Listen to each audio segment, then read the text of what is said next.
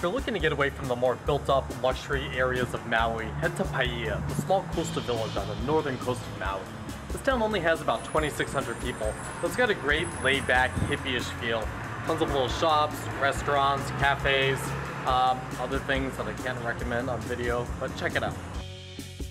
In fact, two of Paia's most famous residents are Woody Harrelson and Willie Nelson. I wonder why.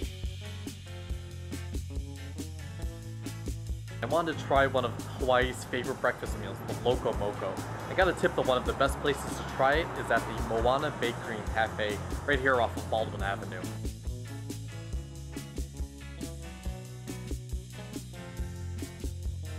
This is Hawaii's favorite porch-stopping breakfast, the Loco Moco.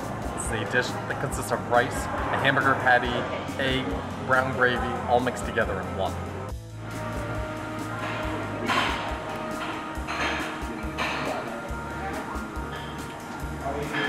Wow. Not my usual breakfast, but amazing. Really, really good.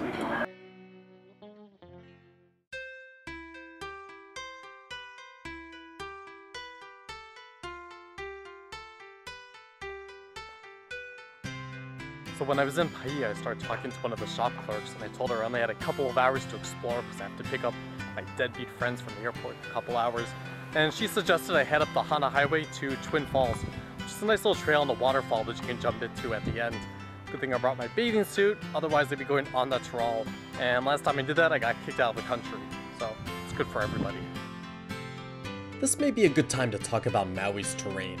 You see, given such factors as wildly changing elevation and the trade winds from the northeast, the island has a number of microclimates, and despite what you may have thought, much of the island is actually very dry and sunny, receiving less than 10 inches of rain per year. On the other hand, this portion, along the northeast coastline, and which includes the famed Hana Highway, receives anywhere from 80 to 400 inches a year, thus the Jurassic Park-like surroundings and the tropical waterfalls.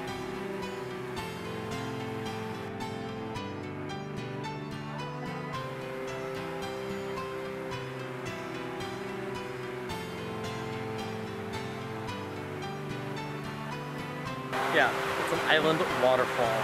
Amazing.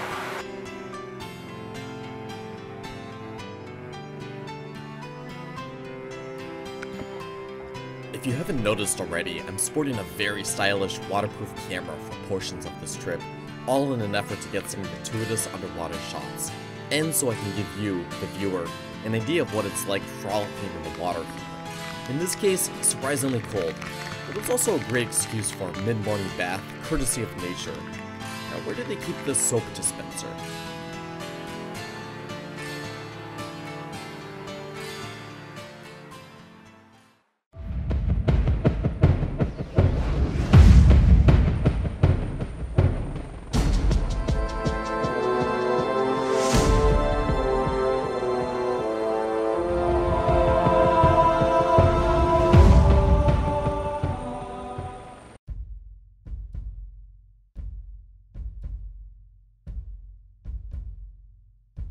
After picking up my friends, I figured what better way to introduce them to the island that I already had some time to explore than to shuttle them back into the air and into a helicopter for an aerial tour of Maui and neighboring Moloka'i, the 5th largest of the Hawaiian Islands.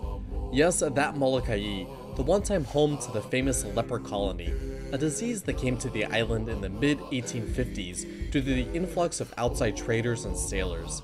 Today, as you fly over the eastern portion of the island, you can see the original settlement that was home to victims through the 1960s.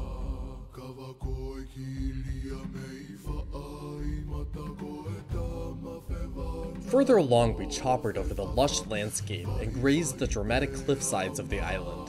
Formed by two shield volcanoes, the dramatic sea cliffs, the largest in the world, are what remains of a massive volcano that collapsed over 1.5 million years ago. It was at this point that I implored our pilot to get as close as possible so I could get my epic money shot, a request that was soundly ignored. After doubling back and climbing over the center of the island, we began our approach toward Maui from the northwest. It's over this portion of the ocean that an estimated 2/3 of the entire North Pacific humpback whale population travels to each winter to get it on, kind of like spring break for sea life, and ultimately to give birth to calves. Finally, we made our way over Lahaina and back to the heliport, surprisingly with all our lunches firmly still in our stomachs.